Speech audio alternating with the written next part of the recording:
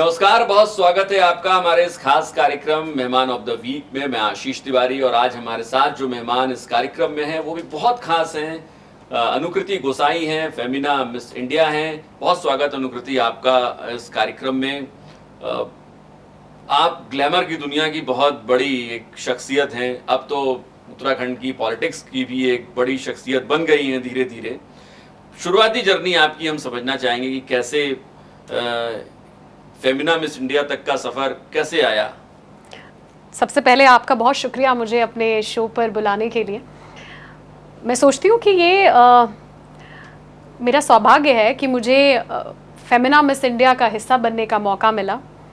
एक बहुत साधारण परिवार से आने के बाद बहुत साधारण सी जगह, मैं साधारण नहीं कहूँगी क्योंकि लैंसडाउन मैं सोचती हूँ कि इस दुनिया की मेरी सबसे पसंदीदा जगह है। तो लैंसडाउन में मैं पली बड़ी, लेकिन उत्तराखंड का एक छोटा सा कस्बा है जहाँ से निकलकर मुझे भारत का प्रतिनिधित्व करने का मौका मिला। मैं सोचती हूँ कि ये हमारी इस देवभूमि का, बाबा केदार का, बाबा बद्री विशाल का ये आशीर्वाद है उनकी बेटी पर कि मुझे उत्तराखंड का प्रतिनिधित्व करने का, अपने कल्चर को अंतर्राष्ट्रीय स्तर पर रखने का मौका मिला। मैं बहुत ग्रेटफुल हूँ। कैसे सोचा इतने बड़े प्लेटफॉर्म पे जाने के लिए, कैसे प्लानिंग हुई, क्या हुआ उस वक्त? I would not lie। लड़कियां इतना आगे वहां तक जाएं, मैं ये नहीं कह रहा हूँ कि नहीं जा सकती, लेकिन प्लानिंग ही नहीं हो पाती है, सोच नहीं हो पाती है। देखिए, मुझे लगता है कि ऐसा नहीं है कि बिल्कुल आपने सही कहा कि नहीं जा सकती, क्योंकि हम पहाड़ की बेटियां हैं। हमारा जो आत्मविश्वास है वो भी पहाड़ के जैसा है, हमारा संकल्प भी पहाड़ के जैसा है, और मैं सोचती हूँ कि जो हमारा कॉन्फिडेंस है वो भी पहाड़ के जैसा है। लेकिन ये बात सच है, इसमें कहने में कोई दोहराई नहीं है कि इस तरीके का कोई प्लेटफॉर्म, ऐसा एक्सपोजर उत्तराखंड के अंदर मिलना आज भी मुझे लगता है कि कहीं ना कहीं उसकी कमी है। दूसरी चीज़ मैं कहूँगी कि फैशन को लेकर, ग्लैमर को लेकर एक सोच है, जिस तरीके से लोग उसको सोचते हैं, उसमें भी मुझे कहीं ना कहीं कमी लगती है। जब मैंने तय किया, नहीं पढ़ी एक्चुअली, दैट्स व्हाट आई, वो उसी पे मैं आने वाली हूँ। मैं इंजीनियरिंग की स्टूडेंट थी तब, मतलब इंजीनियरिंग पढ़ रही थी, मैं सेकेंड ईयर में थी। तो Femina miss India I think मैं आज शुरू से शुरू करते हैं, तो शुरू से शुरू करते हैं। तो मैं ठंडियों की छुट्टियां थी शायद, हमारी सेमेस्टर ब्रेक था, तो दिवाली की छुट्टी थी या सेमेस्टर ब्रेक था, तो मैं लैंसडाउन गई हुई थी। तो मेरी जो छोटी बहन है वो बड़ी फैशन को लेकर और इन चीज़ों को लेकर बड़ी अपडेटेड रहती थी। मैं तो हमेशा से पढ़ने लिखने वाली बच्ची हूँ। मैं अभी रिसेंटली मैंने अपने फेसबुक पे भी पोस्ट किया कि जब मैं कक्षा 12वीं में थी तो मैंने अपने जिले में सबसे अधिक अंक पाए थे। सो आई थिंक उस समय का सबसे पहले 90% आना 2011।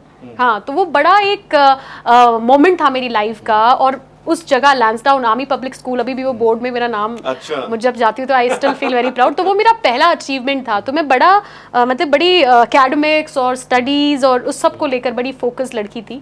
But my sister, she wanted me, उसने कहा मैंने तेरी कुछ पिक्चर्स हैं, वो मैं फेमिना मिस इंडिया का ऑडिशन निकला हुआ है एंड आई एम अप्लाइंग। मैंने कहा कहाँ लगता है वो, तुझे लगता है? मैंने कहा ऐसी कोई पिक्चर्स, एंड देन फ़ोन भी उस तरीके के नहीं हुआ करते थे पहले, बट शी इज़ लाइक कि मैं अपलोड कर देती हूँ।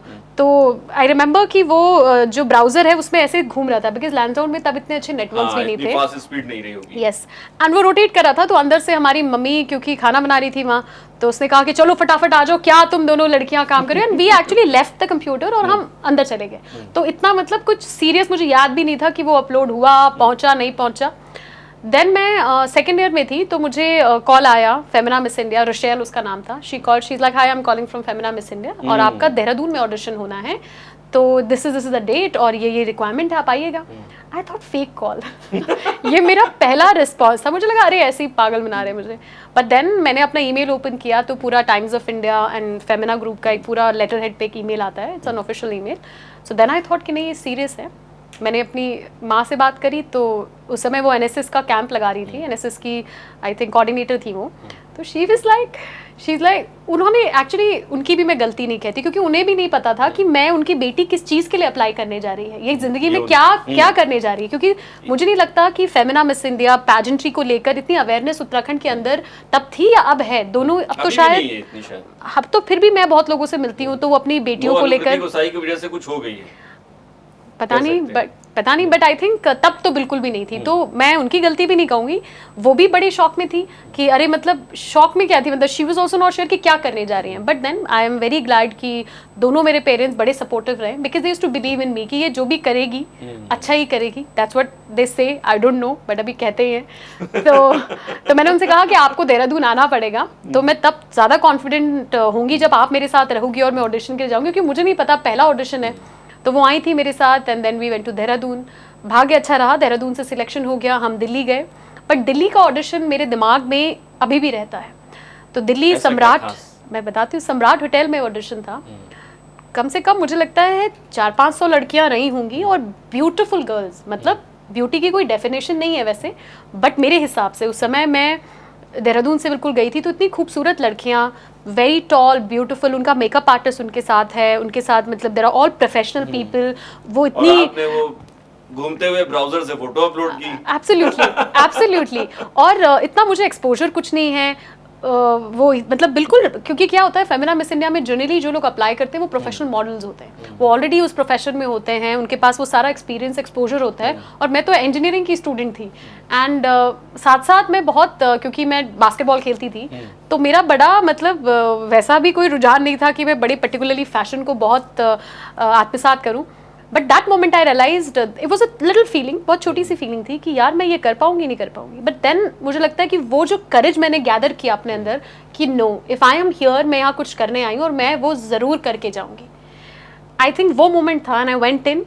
माई मदर, मम्मी अभी भी कहती है कि जब वो लड़कियां लगातार बाहर आ रही थी आफ्टर ऑडिशन, मैं देख रही थी अनु अब आएगी अब आएगी, but I didn't came out, I mean that day I didn't come out. तो उसके बाद टॉप 14 के लिए सिलेक्शन हो गया out of I think 400-500 girls जो रही होंगी। फिर मिस इंडिया दिल्ली बन गई इन अ वीक, हमारा पूरा एक पैजेंट होता है, होल प्रोसेस। तो आई थिंक वो मोमेंट जब मैं मिस इंडिया दिल्ली बनी तब भी शायद मुझे रियलाइज़ नहीं हुआ। बट एक इंसिडेंट है कि जब हम वापस उत्तराखंड के लिए आ रहे थे, तो जो बस स्टॉप होता है वहाँ पे बहुत सारे अखबार पड़े होते हैं। तो गाड़ी से ऐसी मैंने बाहर देखा एंड आई रियलाइज, ओह ये तो मेरी ही पिक्चर है। और सारे, क्योंकि टाइम्स ऑफ इंडिया का इवेंट था, तो सारे न्यूज़पेपर्स की फ्रंट हेडलाइन थी।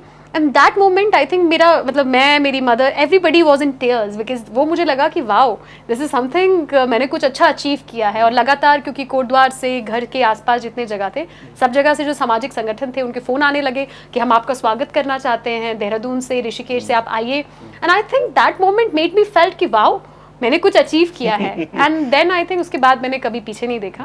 कब तक डांट खत्म हो चुकी थी माँ बाप की?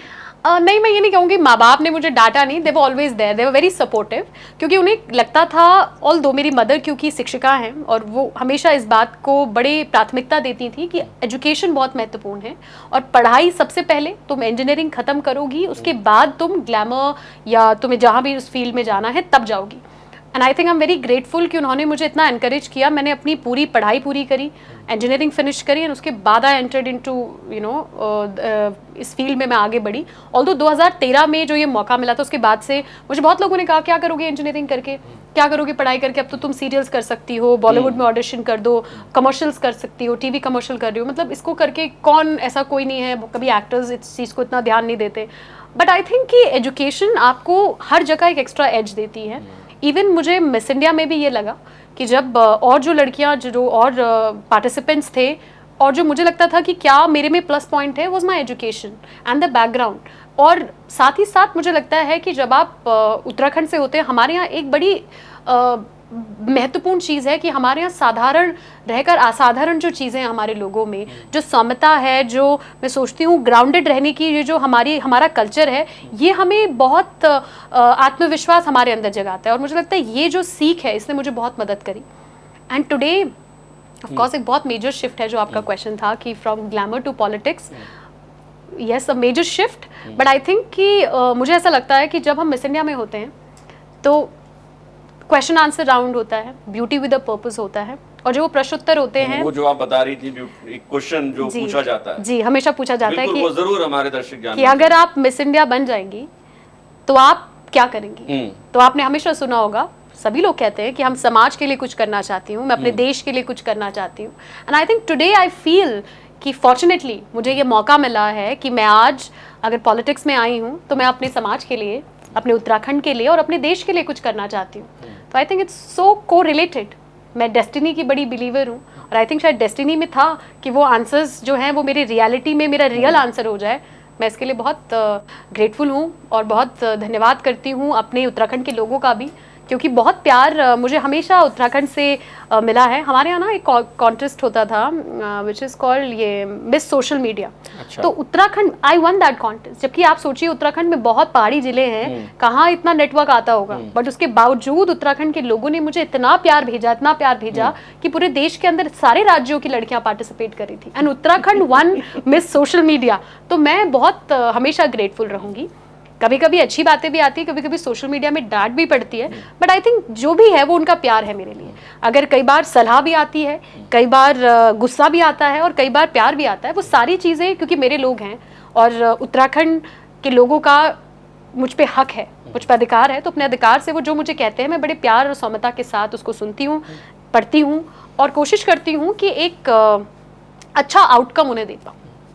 अच्छा अनुकृति, एक चीज़ है, अब जब जर्नी ग्लैमर से पॉलिटिक्स तक आई गई है तो ये पॉलिटिकल जर्नी अभी शुरू हुई है। शुरू होने में बहुत सारे अप्स डाउन्स देख लिए। एक बड़ी पार्टी जो दुनिया की सबसे पुरानी पार्टी कही जाती है, पॉलिटिकल पार्टी, उससे उसको ज्वाइन करना, पहले तो ऐसे सिचुएशन में ज्वाइन करना, और उस वक्त भी आप चर्चाओं में आई और उसके बाद आपको वो पार्टी आपने छोड़ी और अब नई पार्टी में, ऐसा क्यों? देखिए, कभी कभी मुझे ऐसा लगता है कि कुछ डिसीजंस जो हैं आपके लेट होते हैं, लेकिन आई मीन आई बिलीव कि वो कभी ना होने से लेट होने बेटर है। कुछ चीज़ें आपको धीरे धीरे समझ में आती है राजनीतिक रूप से। 2022 में जब मेरा राजनीतिक जीवन शुरू हुआ तो शायद पॉलिटिक्स को मैं बहुत अच्छे से नहीं समझती थी या समझ रही थी, और अभी भी मैं आपसे सच बताऊं, मैं ये नहीं कहूँगी कि मुझे बहुत राजनीति समझ में आती है या बहुत मैंने सीख लिया है। अभी बहुत कुछ है मेरे जीवन में सीखने के लिए, ये तो शुरुआत है, मुझे बहुत आगे जाना है, बहुत कुछ करना है और बहुत। लेकिन आपके साथ बेनिफिट ये है कि आपके जो सियासी गुरु हैं, मुझे जो लगता है आपके ससुर जी हरक सिंह रावत जी बड़े लीडर हैं, उत्तराखंड के तो बहुत बड़े लीडर हैं, तो उनसे तो आपको काफ़ी चीज़ें टिप्स मिलती होंगी। देखिए, बिल्कुल, आई थिंक उनसे बहुत कुछ सीखने के लिए है राजनीति में, ऐसा नहीं है। उनका अनुभव बहुत बड़ा है। मैंने हमेशा इस बात को कहा है कि 30 साल का अनुभव, शायद मेरी उम्र भी नहीं उतनी है, तो वो अनुभव, जो चीज़ें अच्छी हैं हमेशा देखिए, जैसे हर किसी के लिए अपने पेरेंट्स से सीखने के लिए होता है। जो चीज़ें अच्छी होती है आप सीखते हैं, जो चीज़ें आपको नहीं अच्छी लगती आप छोड़ते चलते हैं और उनकी अच्छी चीज़ों को आप अपनाते जाते हैं। अच्छा, आप वो बता रही थी कि क्यों आपने पार्टी स्विच की? कुछ देखिए, मैंने खैर जब मैंने पार्टी से इस्तीफ़ा दिया तो मैंने तब भी लिखा था कि कुछ व्यक्तिगत कारण हैं और मैं उसके लिए उनको छोड़ के वापस बीजेपी मैंने उस समय तो नहीं ज्वाइन की थी, क्योंकि मैंने सिर्फ पार्टी से इस्तीफ़ा दिया था। बट आई वाज वेटिंग कि शायद कुछ अच्छा रिस्पॉन्स आए, हमारे जो पार्टी के लीडर्स हैं कांग्रेस के, हाँ, मतलब बट आई डिडंट थिंक, मतलब मुझे लगा नहीं कि उस पूरे टेन्योर पे जो मेरी अपेक्षाएं थी, लेकिन मैं आई वुड नॉट से कि मैं कुछ कंप्लेन कर रही हूँ, मैंने तब भी कुछ कंप्लेन नहीं करी। और मैं ये नहीं है कि आज मैं अगर भारतीय जनता पार्टी के साथ हूँ तो मैं कांग्रेस की बुराई करने लगूंगी, ये नहीं है। लेकिन व्यक्तिगत रूप से मुझे कुछ मैंने क्योंकि अपने पत्र में भी लिखा था, तो मैं चाहती थी कि वो समर्थन, वो सपोर्ट मुझे मिले, जो सपोर्ट मुझे लगा कि मिसिंग था। क्या था मिसिंग? कुछ बता पाए आप? अगर नहीं, मतलब मैं पर्सनली, मुझे लगता था कि जिस समय मुझे पार्टी की सबसे ज़्यादा आवश्यकता है, अगर पार्टी उस समय मेरे साथ खड़ी होती, या जब मैंने छोड़ा था तो उसके बाद तो मुझे किसी ने अप्रोच नहीं किया। लेकिन जैसे मैंने बीजेपी ज्वाइन कर ली तो फिर सभी लोग बहुत सारी बातें करने लगे कि इसलिए चले गए, उसलिए चले गए। बट आई थिंक कहीं ना कहीं मुझे ऐसा लगता है कि जो मैंने डिसीजन लिया है, आई think I am very happy with that. 2022 जब मैंने वो डिसीजन लिया था तो मैं आपसे जैसे कह रही हूँ कि राजनीतिक रूप से शुरुआत कर रही थी और चीज़ों को समझ रही थी। इन 2-2.5 सालों में मैंने बहुत सारी चीज़ें समझी हैं, अच्छे से समझने की कोशिश करी है, कह सकते हैं। और आज टुडे आई फील कि out of my decision, this is very my personal decision. और मैंने नरेंद्र मोदी जी से, ऑफकोर्स, जिस तरीके से मैंने सोशल मीडिया में भी कहा कि उनसे प्रभावित होकर मैंने अपने जीवन के लिए ये तय किया है कि मैं भारतीय जनता पार्टी के साथ अपने देश की सेवा करना चाहती हूँ, प्रदेश के लिए कुछ करना चाहती हूँ। And I think I want to be associated with this. ये थोड़ा अनकंफर्टेबल नहीं होता? आपके ससुर जी हरक सिंह रावत जी वो कांग्रेस में आ गए और आप बीजेपी में चली गई। ऐसा नहीं है एक्चुअली, ऐसे अनकंफर्टेबल सिचुएशन इसलिए नहीं है क्योंकि वो बहुत बड़े घर में राजनीतिज्ञ बातें हैं। होती होंगी पॉलिटिक्स की, तो फिर बहुत बार होती है। देखो पिताजी का आई थिंक अनुभव उनका बहुत ज़्यादा रहा है, भारतीय जनता पार्टी का भी वो हिस्सा रहे हैं। और अगर हम उनके पुराने करियर की बात करते हैं तो पौड़ी जिला जब था उत्तर प्रदेश के समय में, वो जिलाध्यक्ष के रूप में उन्होंने पार्टी के बिल्कुल फाउंडर मेंबर के रूप में उत्तराखंड के अंदर काम किया है। राम ज्योति आंदोलन के समय आई थिंक संयोजक वो रहे हैं, और बहुत सा काम उन्होंने बीजेपी के साथ भी किया है। तो ऐसा नहीं है, उनका दोनों ही पार्टी का अपना अनुभव है। और मुझे जो सीखने के लिए उनसे मिलता है, मैंने आपसे जैसे कहा कि अच्छी चीज़ें जो हैं वो हमेशा आत्मसात करनी चाहिए। हरीश रावत कैसे नेता है? कांग्रेस के नेता हैं। अच्छा ठीक है, थोड़ा और बाइट करते हैं। नरेंद्र मोदी और राहुल गांधी, आप तो राहुल गांधी से मुलाकात भी हुई, जब आप गई थी उनसे मुलाकात की थी उनकी यात्रा के दौरान। शायद बद्रीनाथ के बारे में भी आपने वहाँ पर जिक्र किया था जब जोशीमठ की उसमें लैंडस्लाइड्स हुई थी बहुत सारी। दोनों लीडर्स में कौन बेहतर लगता है? नरेंद्र मोदी जी देश के प्रधानमंत्री के रूप में अगर आप देखेंगे, मैं क्या मतलब आई थिंक जिससे भी आप पूछेंगे मेजॉरिटी आपको यहाँ आंसर मिलेगा कि जो उनके अंदर एक कनेक्ट जो हम उनके साथ महसूस कर सकते हैं। मैंने जब आप और मैं बात कर रहे थे, सेम जिक्र मैंने आपसे किया कि जब वो किसी मंच पे होते हैं या जब किसी भी जगह, चाहे वो किसी स्टेट में हो, किसी कम्युनिटी के बीच में हो, जो कनेक्ट लोग उनसे महसूस करते हैं, जो अपनत्व लोग उनसे महसूस करते हैं, मैं सोचती हूँ वो देश में क्या मतलब दुनिया के अंदर आज वो सबसे ज़्यादा प्रभावशाली, सबसे ज़्यादा लोकप्रिय नेता के रूप में जाने जाते हैं। और मुझे लगता है कि आज हम सभी लोग ये उम्मीद लगा कर बैठे हैं और ये प्रयास कर रहे हैं कि आदरणीय नरेंद्र मोदी जी को हम एक बार पुनः अपने देश के प्रधानमंत्री के रूप में देखें। जब ये हमारा इंटरव्यू चल रहा होगा अनुकृति, तो मुझे 100% यकीन है कि जब हम इसे सोशल मीडिया पे अपलोड कर देंगे तो उसमें एक सवाल हमारे दर्शक ज़रूर पूछेंगे। आप पौड़ी से आती हैं, पौड़ी में एक बहुत ही दुखद बिटिया के साथ, अंकिता भंडारी के साथ, इसको लेकर अब आप चूँकि बीजेपी में चली गई हैं, कांग्रेस में होती तो आपसे पूछा जाता तो आप ऑब्वियस इसको लेकर विरोध करती। एक वुमेन लीडर होने की बनिस्बत आपसे पूछा जाए, अंकिता भंडारी को उस नज़रिए से आप देखिए, तो अभी कैसा, आप क्या रिएक्ट करेंगे इस हत्याकांड को लेकर और अभी तक जो हुआ है, जो घटना? देखिए, मैंने हमेशा इस बात को कहा, अगर आप मेरे प्रीवियस इंटरव्यूज भी देखेंगे, कि अंकिता भंडारी हत्याकांड मेरे लिए कोई राजनीतिक मुद्दा नहीं है। चाहे आप वो एक किसी महिला की, किसी बहन के अस्तित्व का, उसकी अस्मिता का सवाल है।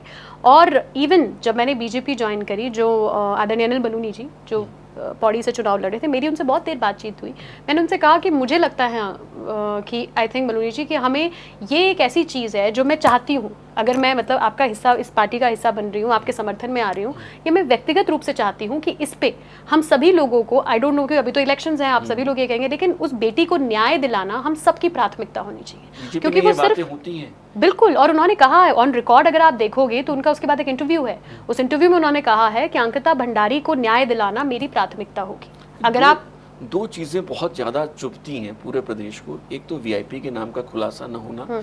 अब ये हालांकि डीजीपी से हमारी खुद बात हुई थी, उन्होंने खुद हमारे लाइव शो में बोला था कि वीआईपी जैसी कोई चीज़ उनको अपनी जांच में नहीं मिली है। उसका मैं डिस्क्रिप्शन में लिंक भी डाल दूंगा, वो हमारे दर्शक चाहें तो देख सकते हैं। उस इंटरव्यू में उन्होंने खुद कहा है, और उन्होंने कहा भी कि अगर आपके पास कोई एविडेंस है वीआईपी को लेके तो आप पुलिस के पास आ सकते हैं, ठीक है, लेकिन फिर भी जनमानस को समझाना, वो भी शायद सिस्टम का एक हिस्सा होता है, तो उसको भी समझाना। दूसरी सबसे बड़ी बात, जो यमकेश्वर विधायक हैं रेणु बिष्ट, उनकी भूमिका को लेकर बहुत सवाल उठते हैं। एक अब तो आप बीजेपी में हैं, क्या इसको लेकर आप क्या सोचती हैं? देखिए, पहले तो मैं इसको समाप्त करूंगी। दो चीजें हैं, वीआईपी और Renu Bisht. I am coming to it. मैं ये कह रही हूँ कि जैसे मैंने पहले आपसे कहा कि इस चीज़ को रादर देन राजनीतिक मुद्दा बनाने की जगह सभी बहनों की, और मैं हमेशा इस बात को कहती हूँ कि किसी भी दल के व्यक्ति होने से पहले मैं उत्तराखंड की बेटी हूँ। उत्तराखंड की बेटियों के साथ, अगर ये जैसे अंकिता भंडारी की हम बात कर रहे हैं, ये कोई बीजेपी या कांग्रेस का मुद्दा नहीं है, ये उत्तराखंड की महिलाओं की अस्मिता का मुद्दा है, और इसमें उत्तराखंड की हर एक बहन को अपना कंट्रीब्यूशन देना चाहिए, ये मुझे लगता है। और ये मैं दूंगी भी, ये ऐसा कोई फैक्टर नहीं है। कई बार फेसबुक पे मैं पढ़ती हूँ कि अरे अब तो आप बीजेपी में आ गए, क्या आप अंकिता भंडारी के लिए नहीं बोलेंगे? अरे भाई क्यों नहीं बोलेंगे? अंकिता भंडारी को न्याय दिलाना तब भी प्राथमिकता थी और आज भी प्राथमिकता है, क्योंकि वो कोई बीजेपी या कांग्रेस या किसी भी दल की मुद्दा नहीं है। और मुझे भी लगता है कि इसको राजनीतिकरण नहीं करना चाहिए।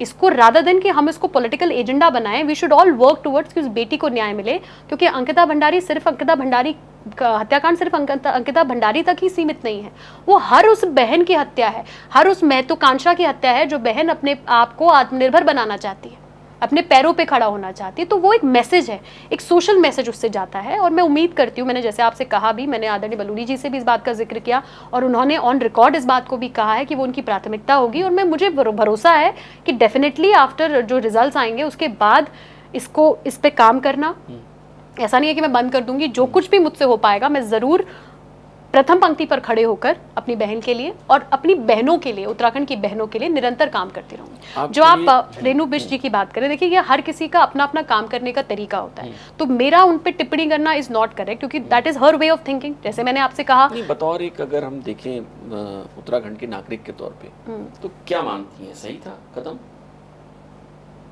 आई डोंट नो, बिकॉज वो उनका नागरिक के रूप में कदम नहीं शायद रहा हो, वो पॉलिटिकल कदम रहा हो। जैसे देखिए हर किसी का राजनीति करने का तरीका अलग अलग होता है, हर व्यक्ति का अपना स्टाइल है टू वर्क, अपनी स्टाइल है ऑफ पॉलिटिक्स। तो आई डोंट थिंक सो कि मैं एक राइट पर्सन हूँ कि मैं उनके वे ऑफ पॉलिटिकल स्टाइल पे कमेंट करूँ। बहुत बेहतर पॉलिटिशियन हो गई हैं धीरे धीरे, लगता है आप सवालों के जवाबों को बहुत अच्छे से मैनेज कर लेती हैं। अभी जब आप बीजेपी में जा रही थी उस वक्त बहुत सारी चर्चाएं हुई, और चर्चाओं में एक चर्चा और थी, खबरें जो आई, हरक सिंह रावत जी को ईडी के सम्मन आ रहे हैं लगातार, और वो पूरी उनको जो लेकर है दबाव बनाया गया इलेक्शन के आसपास, और आप बीजेपी में चली गई। ईडी की कार्रवाई सही है, गलत है? देखिए ये वेरी गुड आपने पूछ लिया, क्योंकि ये बहुत अच्छा किया आपने पूछा। बिकॉज क्या है कि इसको लेकर, हाँ, जब मैंने बीजेपी में गई तो बहुत सारे लोगों ने, कांग्रेस से मैं देख रही थी, कह रहे थे अरे क्योंकि ईडी का डर था इसलिए बीजेपी में चले गए, और ईडी ने ये किया इसलिए बीजेपी में चले गए। पहुंचती हैं, बिल्कुल पहुंचती हैं, मैं बिल्कुल सामाजिक व्यक्ति हूँ तो इसलिए चले गए। बट मेरा सवाल है उन लोगों से, मतलब इवन जो लोग ये सब बातें कर रहे थे, अगर आपको लगता था कि ईडी कुछ गलत कर रही है या ईडी ने परेशान करा, या मुझे जो भी आप लोग कह रहे हो कि जबरदस्ती ले गए या ये किया वो किया, तो जब कर रही थी तब कांग्रेस कहाँ थी? जब ये समन भेज रही थी या जब हमें परेशान, आपको लग रहा था कि हमें ऐसा कर रहे हैं, तब कांग्रेस ने, किसी ने प्रेस कॉन्फ्रेंस करके कहा क्या कि अरे अनुकृति हमारे कांग्रेस की लड़की है या हरक सिंह जी हमारे मिनिस्टर हैं? किसी, आपने कोई पीसी देखी क्या? शायद मैंने मिस कर दी हो, हो सकता है कि मैंने ना देखी हो, बट क्या पता समर्थन किया हो। मैं शायद, हो सकता है कि मिस आउट कर गई हूँ, लेकिन अगर शायद आपने देखी हो तो मुझे आप बताइए। लेकिन जैसे ही मैं भारतीय जनता पार्टी के साथ जाती हूँ, वैसे ही मेरे जाने का कारण आप कह देते हैं कि ईडी है, ये है। चलिए, मेरे जाने का कारण जो भी रहा हो, आज कांग्रेस से इतने लोग छोड़ के भाजपा में चले गए, उनका रीजन भी क्या ईडी है? क्या उनका रीजन भी यही है? ऐसा तो नहीं है ना। ये सोचने और समझने की आज आवश्यकता है कि क्यों भाई इतने सारे बड़े बड़े सीनियर लीडर्स मेरे साथ ही, और मेरे, आई थिंक मैंने जब रेजिग्नेशन दिया मेरे से एक दिन आगे पीछे ही बहुत बड़े बड़े लीडर्स ने, सजवान जी ने, बहुत अच्छे सीनियर लीडर्स जो कांग्रेस के साथ हमेशा से रहे। और ऐसे ही नहीं, मैं तो खैर बहुत यंग उनकी कैंडिडेट रही होंगी। आई थिंक बहुत लोग जिन्होंने पूरा पूरा जीवन, दिनेश अग्रवाल जी पूरा पूरा समय अपना पार्टी को दे दिया, फिर क्यों वो आज बीजेपी में चले गए? ये सब सोचने की आवश्यकता है। मुझ पे ब्लेम लगा के या मुझे ये कह के सल्यूशन नहीं मिलने वाला है। दूसरी चीज़ जो आप कह रहे हैं, ईडी कैसे आई, क्या ये सारा प्रक्रिया है? हाईकोर्ट के आदेश हुए, जांच चल रही है पाखरो टाइगर सफारी पे। मैंने जब बीजेपी ज्वाइन की तब भी इस बात को कहा, पाखरो टाइगर सफारी पे जांच चल रही है, जिसपे हाईकोर्ट ने आदेश दिए सीबीआई जांच के। जो सीबीआई की जो जांच है वो चल रही है। उसी सीबीआई जांच से ईडी ने ये केस पिकअप किया, हमारे घर पे छापेमारी करी, क्योंकि उस घर में हम सभी लोग रहते हैं, मैं, मेरी सास जी, ससुर जी, तुषित मेरे हस्बैंड और मैं, हम चारों लोग क्योंकि एक ही घर पे रहते हैं। तो डेफिनेटली जब वो सब छानबीन उन्होंने करी तो सभी लोगों को समन भेजे हैं, पिताजी को, मेरी सास जी को, तुषित को और मुझे, सभी को समन भेजे, और एक एक करके वो ऑब्वियसली पूछताछ करनी है उन्होंने, वो तो एक रेगुलर प्रोसीजर है ना। लेकिन मतलब मैं ये कह रही हूँ कि ऑब्वियसली जब कोई जांच होती है, मुझे पूछताछ से कोई प्रॉब्लम नहीं, जब बुलाएंगे तो जाना ही है। वो तो आप एक बात सोचिए ना कि अगर पूछताछ के लिए, फॉर एग्जाम्पल मैं कह रही हूँ, फॉर एग्जाम्पल पूछताछ के लिए राहुल गांधी जी और सोनिया गांधी जी को भी बुलाया, बहुत देर घंटों घंटों बिठाया, तो क्या पूछताछ से वो गुनहगार हो गए? पूछताछ करने से क्या कोई गुनहगार हो जाता है? या किसी को अगर बुला लिया ईडी ने तो क्या हुआ? अगर कल आई थिंक ये मैं सुप्रीम कोर्ट से या किसी न्यायालय का एक आदेश पढ़ रही थी कि अगर ईडी किसी को समन भेजता है तो आप भारत के एक जिम्मेदार नागरिक होने के नाते कल आपको भेजेगा तो आपको भी जाना है, या किसी को भी भेजेगा तो किसी को पूछताछ में तो कोई प्रॉब्लम नहीं है ना। बट आई थिंक उसकी जांच प्रक्रिया जब पूरी हो जाए, अब कौन सही है कौन गलत है ये तो जांच का विषय है ना, तो होती रहे, कोई उसमें कोई ये तो कोई दिक्कत की बात नहीं। बट ये रीजन कनेक्ट करना इज नॉट रॉन्ग। और जब ये हो रहा था और जब उनको लग रहा, बनाया गया, जब बस मैं आपसे कह रही हूँ ना, जब उन्हें लगा, जो लोग ये कह रहे हैं कि ईडी से डर गए या ईडी ने डराया या जो भी, तो जब तुम्हें लगा कि डरा रहे हैं, जब तुम्हें लगा कि परेशान कर रहे हैं, तो तुम कहाँ थे? तुम क्यों नहीं आगे सड़क पे आके खड़े हुए? तुम क्यों नहीं, तुमने कहा कि भाई हमारी नेता है। लीडर ने फोन किया कांग्रेस के, हरीश रावत, यशपाल आर्या, किसी बड़े लीडर ने? भाई बड़े लीडर्स हैं, मैं अब इस पे बहुत ज्यादा नहीं कहूंगी, बट मैं आपसे, मेरा सेम क्वेश्चन है आपसे, मैं ये कह रही हूँ कि तब कहाँ थे? अगर आपको लग रहा था कि जिस तरीके से अब बहुत सारी बॉम्बार्डिंग मेरे ऊपर होने लगी कि अरे आप बीजेपी में चले गए क्योंकि ईडी ने डरा दिया, इसने, अरे भाई जब तुम्हें लग रहा था तो तुम तब कहाँ थे? तब तो मैं कांग्रेस में थी ना। जब ईडी का छापा पड़ा तब तो मैं कांग्रेस में थी, तब कहाँ थे आप?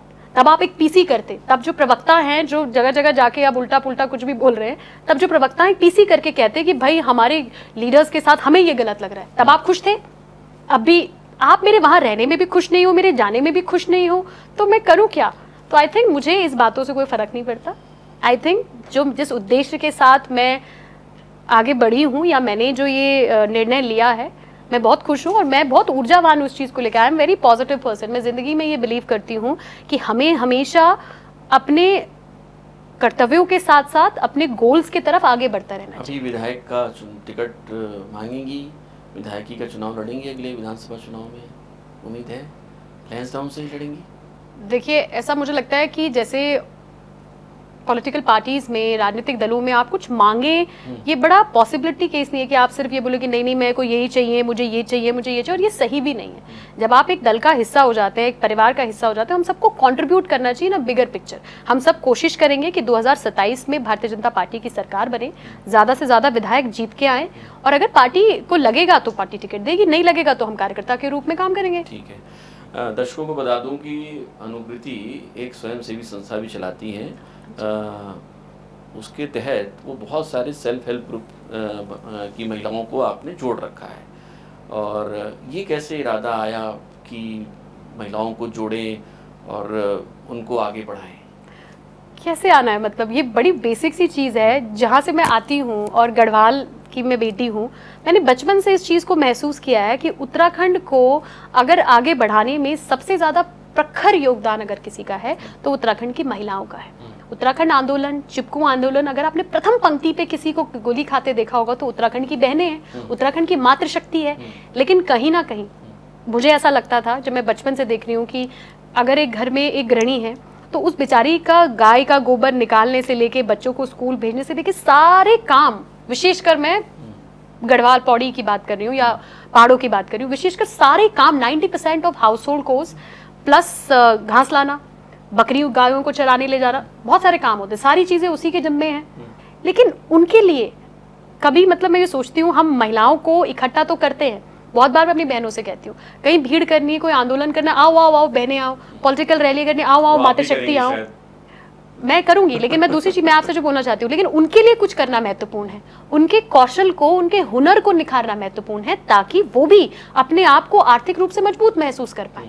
और जब कोई बहन, कोई महिला आर्थिक रूप से मजबूत होती है, मुझे लगता है वो मेंटली भी मजबूत होती है, वो अपने डिसीजन लेकर। क्या कर रहे हैं आप लोग? हम लोगों ने 2018 के बाद, 2018 अक्टूबर नवंबर के आसपास, हमने स्वयं सहायता जो समूह हैं वो तो हमने बाद में बनाए हैं। पहले जो हमारी महिलाएं हैं उनको हमने कौशल की ट्रेनिंग्स दी, स्किल, जैसे कि कुछ महिलाएं सिलाई सीखना चाहती हैं, सिलाई का स्किल, कुछ अचार बनाना चाहती हैं, अचार पापड़, जो भी फूड प्रोसेसिंग की ट्रेनिंग होती है, all kind of food processing, जिसमें आपके अचार, पापड़, नमकीन, I think 10 different type of categories घर में आसानी से बन सके और आसानी से मतलब सेल आउट भी हो सके। तीसरा ट्रेड, जो लोग ब्यूटिशियन जो बहने हैं, बहुत बार ब्यूटी पार्लर्स और इस सब चीज़ों का कोर्स करना चाहती हैं, जो कि अपने आप में एक काफ़ी अच्छा ऑप्शन है टू डू। फिर हम लोगों ने हर, जैसे धीरे धीरे डिस्ट्रिक्ट वाइज हमने देखना, आइडेंटिफाई करना शुरू किया कि हम हस्तकला को लेकर क्या चीज़ें इनसे सिखा सकते हैं। पौड़ी जिले के अंदर जैसे मैंने भीमल को आइडेंटिफाई किया, भीमल का रेशा जैसे जूट होता है ना, वैसे ही भीमल का रेशा होता है, स्योल उसे हम गाँव में बोलते हैं, पहाड़ में, तो उसको पानी में रखते हैं, उसकी डंडियाँ होती हैं, उसको पानी में रखते हैं बहुत समय तक, उसके बाद जब निकाल के लाते हैं तो डंडियों से जो रेशा निकलता है उसको अलग कर देते हैं और डंडियों को हम आग जलाने के लिए चूल्हे में काम करते हैं। तो उस रेशे से हमने स्लीपर्स बनाना, चप्पलें बनाना। अच्छा। जो कि चप्पलें आपने केदारनाथ धाम में देखी होंगी बहुत, जैसे क्योंकि हम नॉर्मल चप्पल लेके तो अंदर जा नहीं सकते, पर जब ठंडा बहुत होता है तो वो शुद्ध भी, पूजा के लिए शुद्ध भी मानी जाती है क्योंकि रेशे से बनी हुई है।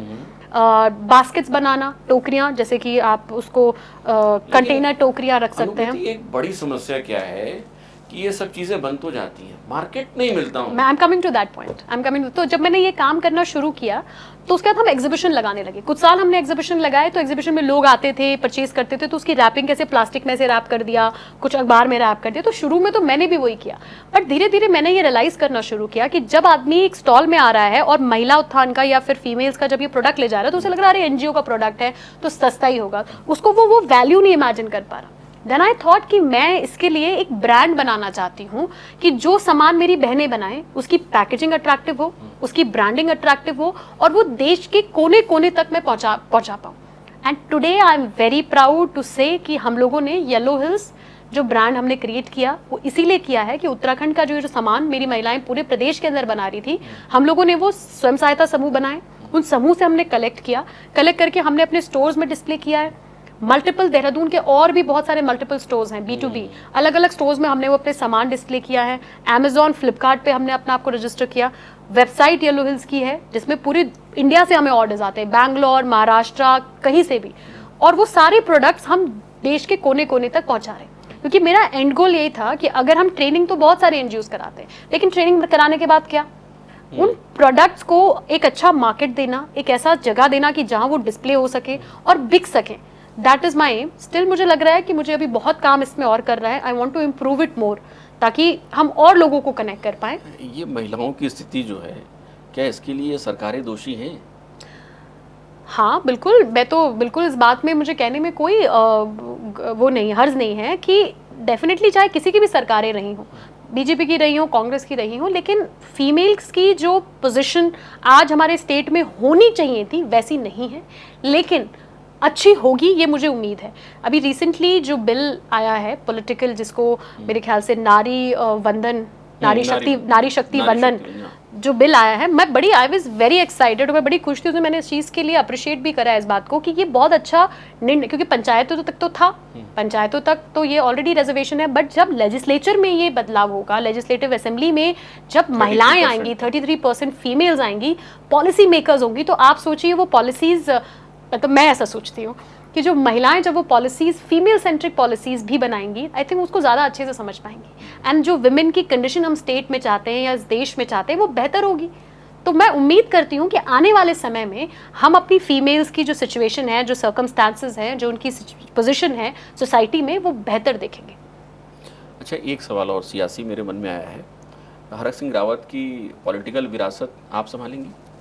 देखिए, मुझे नहीं लगता कि ये एक राइट टर्म होगा, क्योंकि पिताजी ऑलरेडी ऐसा तो नहीं है कि राजनीति से उन्होंने संन्यास ले लिया है, राजनीतिक रूप से एक्टिव है। ऑफ कोर्स बहुत लंबा सफर रहा भी है और बहुत लंबा सफर रहे, ये मैं भगवान से प्रार्थना करती हूँ क्यों नहीं रहे। I think he is still very active. अभी आप मेरे ख्याल से हरिद्वार में बहुत एक्टिव रहे, और अब हाँ मुझे लगता है कि मिलना चाहिए। किसने रोका होगा टिकट? ये तो मैं नहीं बता पाऊंगी, बट मुझे लगता है कि उन्हें मिलना चाहिए था। अगर मिलता तो शायद वो बहुत अच्छा प्रदर्शन करते। मैं कह नहीं सकती, I would not be the right person to comment on that, but हाँ आई थिंक अभी तो वो राजनीति कर रहे हैं, तो ऐसा नहीं है, उनका राजनीतिक सफर अपना सफर है और मेरा राजनीतिक सफर अपना सफर है, तो ऑब्वियसली जो प्रेरणा उनसे मिलती रहेगी मैं लेती रहूंगी हमेशा। अनुकृति गाना भी गाती है?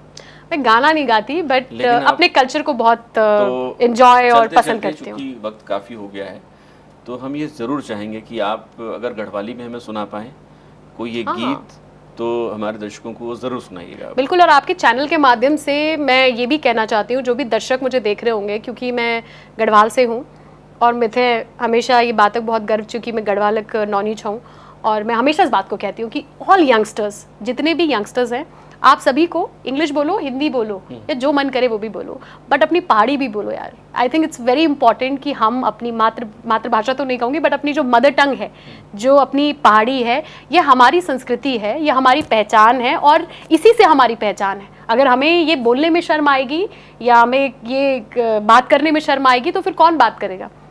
तो बहुत अच्छी बात है कि आज हम आपक चैनलम अँ छो और आपक शो के माध्यम से अगर मिथे अपन भाषम और अपन गढ़वाली भाषम गाना गाना को मौका मिल लूँ तो मेरा सौभाग्य है।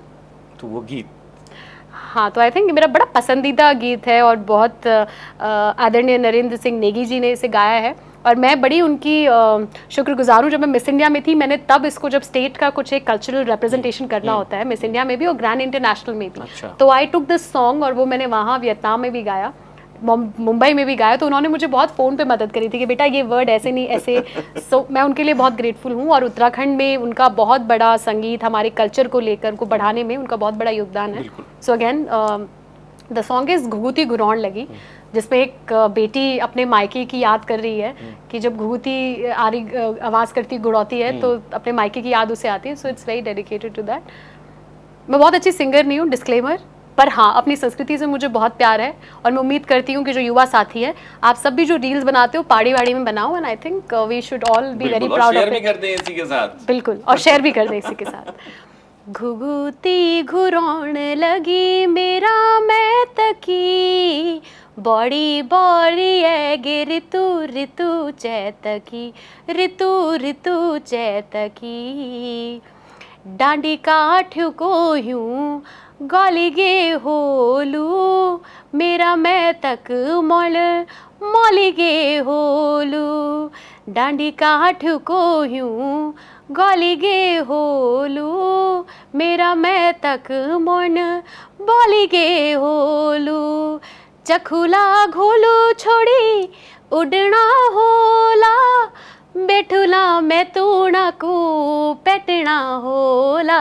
घुघुती घुरौन लगी, घुघुती घुरौन लगी मेरा मैं तकी, बड़ी बड़ी है गे ऋतु ऋतु चैतकी, ऋतु ऋतु चैतकी।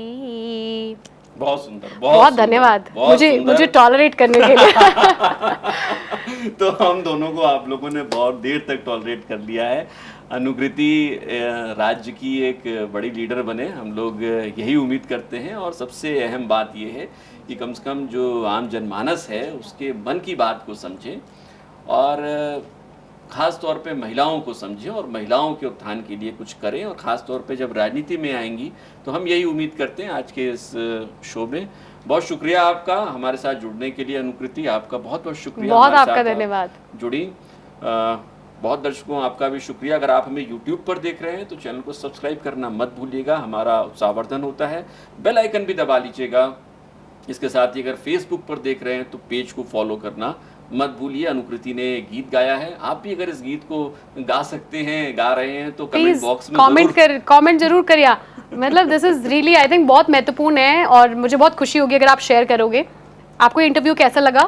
ऑफ कोर्स सबको अच्छा नहीं लगा होगा क्योंकि मुझे बड़ी आदत है and I am very happy also. मुझे कई बार ऐसा लगता है कि जब मुझे क्रिटिक्स मिलते हैं तो मुझे ज़्यादा पसंद है, क्योंकि मैंने जैसे पहले शुरुआत में इस बात को कहा कि उत्तराखंड के लोग मेरे अपने लोग हैं, तो प्यार से गुस्सा भी करते हैं तो चलता है। आई थिंक बहुत महत्वपूर्ण है कि जो वो मेरे से उम्मीद लगाए बैठे हैं या जो उनकी मुझसे अपेक्षाएं हैं, मैं उनकी अपेक्षाओं में खरी उतरूं, ये मेरी परीक्षा है। चलिए हम लोग भी ये उम्मीद करेंगे क्योंकि राजनेताओं का चरित्र बहुत तेजी से बदलता है, पार्टियां तो बदलते ही हैं, कपड़े भी बदलते हैं और चरित्र भी बदलता है। आपके साथ ऐसा ना हो, हम ये उम्मीद करेंगे। बहुत शुक्रिया आपका हमारे साथ जुड़ने के लिए। बहुत धन्यवाद। आपका भी बहुत शुक्रिया। नमस्कार। नमस्कार।